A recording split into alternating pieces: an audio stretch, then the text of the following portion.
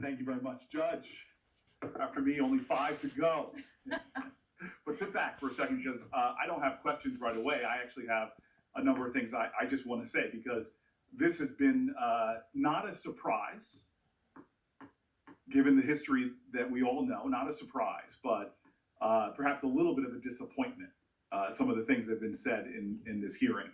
The way you have dealt with some of these things, that's why you are a judge and I am a politician, because you have sat with grit and grace and have shown us just extraordinary demeanor during the times where people were saying things to you that are actually out of the norm. I had to go up dais to ask some of my more senior colleagues about what I feel like is a dangerous precedent. People are taking 1,000 cases you've been over. Is that right? I'm sorry, I said you wouldn't ask you questions, but just give me a something like that. Something like that. And from what I understand is that these cases are often take days, weeks, sometimes months, right? To decide in a case. Yeah. Yes. There's a trial sometimes, and the folks are taking any of those cases and just trying to pick pieces out. And so my colleague, Senator Hawley, has been doing this all into the lead up and saying things, tweeting things that I think that a lot of us, when I was just trying to get some advice here, is this is what the new standard is going to be. That any judge coming before us that has ever chosen outside of the sentencing guidelines, below the sentencing guidelines, we're creating this environment now where I can make myself the hero of people who have been victims of some horrible crime and suddenly put whatever judge I want on the defensive by trying to drag out little bits when they have no context to the case. None of the facts. They're seeking to exploit the complexities of a criminal justice system, the reason why we have a third branch of government. I feel bad that there was a judge mentioned by name in this hearing that's from Senator Hawley's state. What is that judge going to think next time they have a complicated sexual abuse case that comes before them, and they know that they could possibly be called out if they go below the sentencing guidelines, which I showed you yesterday in my lack of chart. If you remember, I was uncharted. But that you are deciding completely in the norm. 70+% in many states of people are doing just like you did. But I'm a Democratic senator. I've never quoted from this very well-respected periodical. This is the National Review. Very well-respected. They're not necessarily something I agree with all the time. But here's what the National Review, this is the title. Senator Hawley's disingenuous attack against Judge Jackson's record on child pornography. Just read the first paragraph. I would oppose Judge Katanji Brown Jackson because of her judicial philosophy for the reasons I outlined last week. I addressed that in a separate post. For now, I want to discuss the claim by Senator Josh Hawley that Judge Jackson is appallingly soft on child pornography offenders. This is the kicker here. The allegations appear meritless to the point of demagoguery.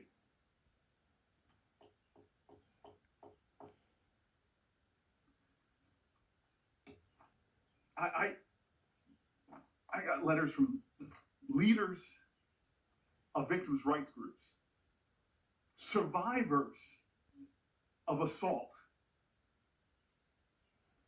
all saying sort of the same thing with the National Review. Feel proud. You brought together right and left in this calling out of people that will sit up here and try to pull out from cases and try to put themselves in a position where they're the defenders of our children.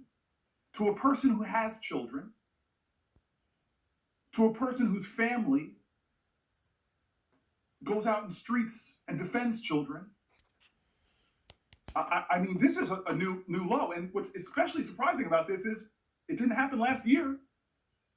You were put on a court that I'm told is considered like the second most powerful court in our land. And you were passed with bipartisan support. Nobody brought it up then. Did they not do their homework? Were they lax? Did they make a mistake? I wonder, as they ask you the question, do you regret? I wonder if they regret that they didn't bring that out. No. Why? Because it is an allegation that is meritless to the point of demagoguery.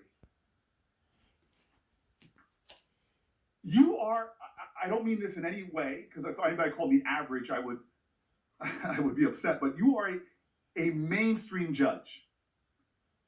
Your sentencing, I've looked at the data, falls in the mainstream on everything from child sexual assault to all the other issues that people are trying to bring up. Some of these things that are being cast at you, that you called George Bush a war criminal, come on, that is painful. Especially because, as you said, the brief change, these are names that you have to put in, and we're talking about a real issue that goes to the core of our values, torture. Barack Obama was named once Bush left office. There is an absurdity to this that is, it is almost comical if it was not so dangerous. Because the next time a judge comes before us on the right or the left that has a body of work like you do, gosh, one of the some performance artists on our side could pull out one of the cases where they were below the sentencing guideline, say, for example, it was on something like as horrific as rape that we all agree is horrific, and they could suddenly put themselves as the defense. How dare we put someone who's soft on crime? Well, are you soft on crime? God bless America. I got this great text. I've become really good friends with the folks at the FOP from my negotiations.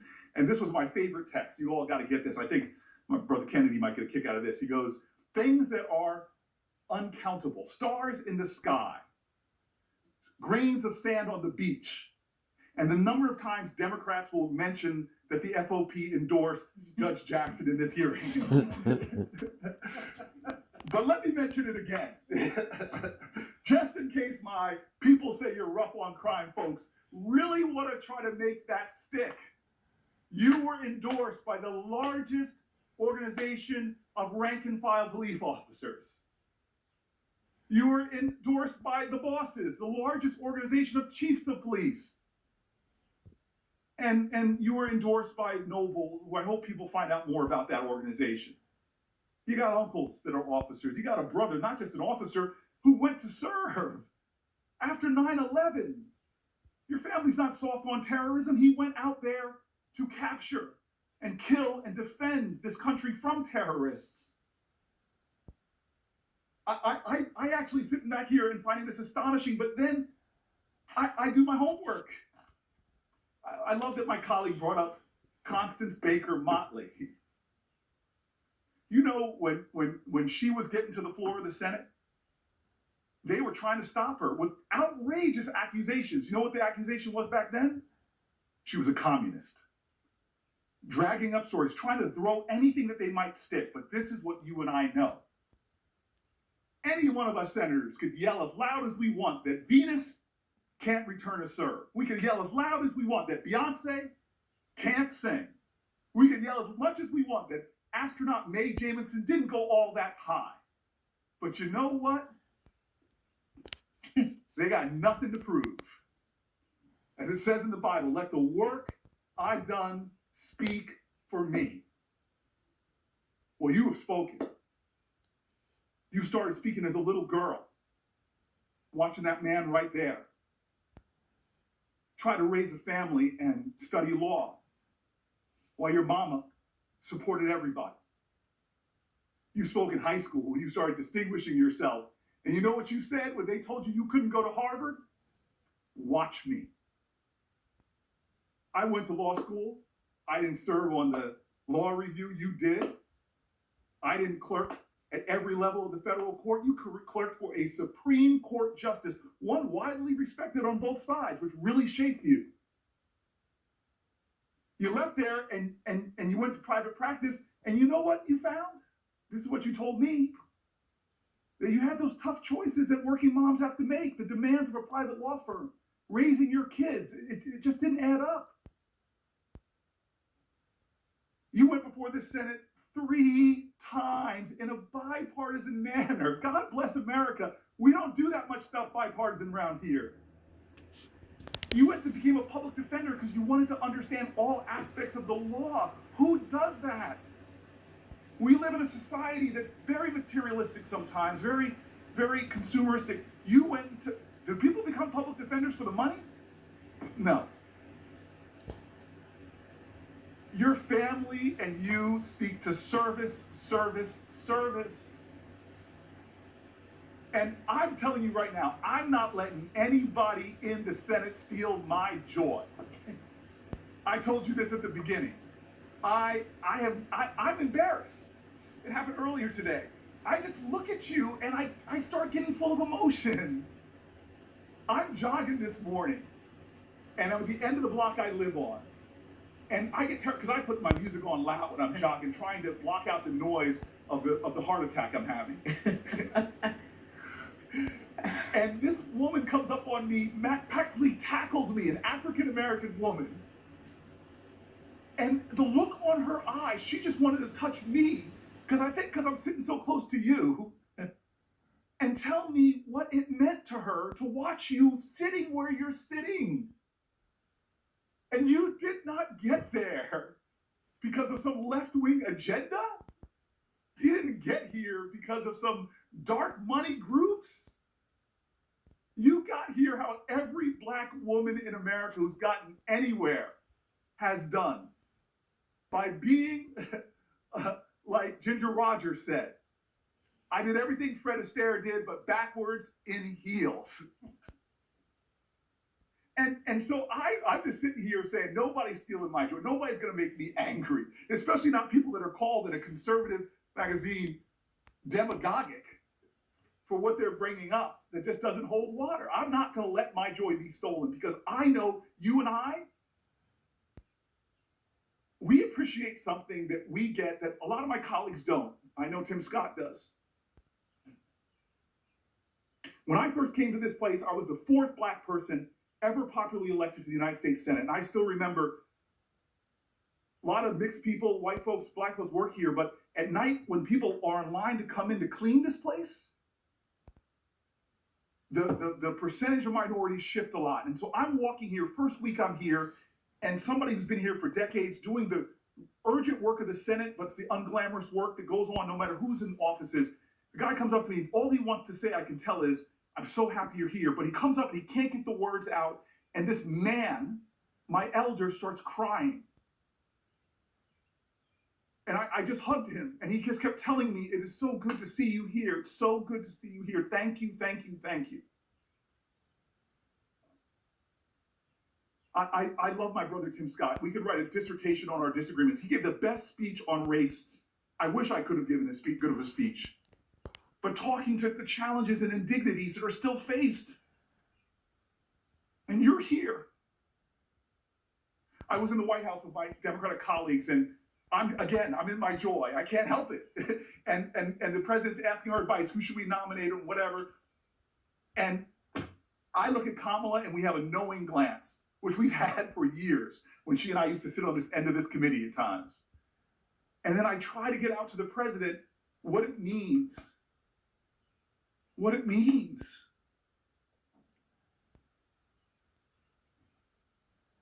And I want to tell you, when I look at you, this is why I get emotional. I'm sorry, you're a person that is so much more than your race and gender. You're a Christian, you're a mom, you're an intellect, you love books, but for me, I'm sorry, it's hard for me not to look at you and not see my mom, not to see my cousins, one of them who had to come here and sit behind you. She had to have your back. I see my ancestors and yours.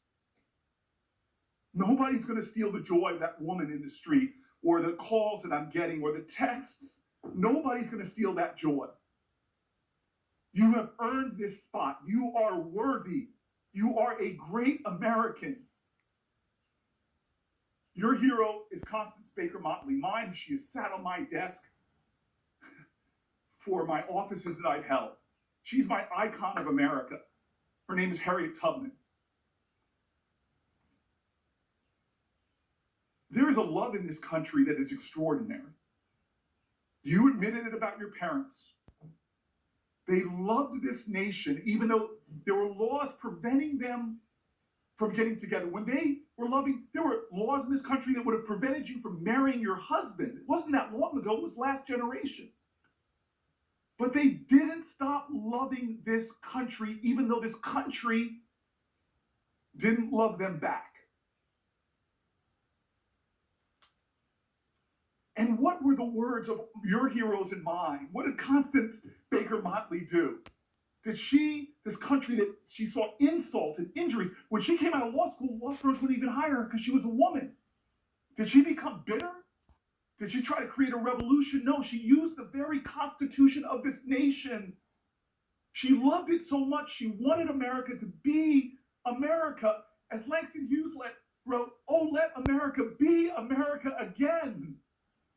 The land that never has been yet, but yet must be the land where everyone is free." Oh, yes, I say it plain, America never was America to me, but I swear this oath, America will be. That is the story of how you got to this desk, you and I and everyone here, generations of folk who came here and said, America, I'm Irish. You may say, no, Irish or dogs need to fly, but I'm going to show this country that I can be free here. I can make this country love me as much as I love it. Chinese Americans, first forced into mere slave labor, building our railroads, connecting our country, saw the ugliest of America, but they were going to build their home here and say, America, you may not love me yet, but I'm going to make this nation live up to its promise and hope. LGBTQ Americans, from Stonewall women to Seneca, hidden figures who didn't even get their play until some Hollywood movie finally talked about them and how they were critical for us defying gravity. All of these people loved America. And so you faced insults here that were shocking to me. Well, actually not shocking. But you are here because of that kind of love. And nobody's taken this away from me. So you got 5 more folk to go through. 5 more of us. And then you can sit back and let us have all the debates. And I'm going to tell you, it's going to be a well-charted Senate floor because it's not going to stop. They're going to accuse you of this and that. Heck, in honor of your person who shares your birthday, you might be called a communist. But don't worry, my sister. Don't worry. God has got you. And how do I know that? Because you're here. And I know what it's taken for you to sit in that seat. Harriet Tubman is one of my heroes because the more I read about this person, the more, she was viciously beaten. Her whole life, she used to fall into spells, cracked skull. She faced starvation, chased by dogs. And when she got to freedom, what did she do? Did she rest? No, she went back. Again and again and again. The sky was full of stars. But she found one that was a harbinger of hope for better days, not just for her and those people that were enslaved, but a harbinger of hope for this country. And she never gave up on America. She fought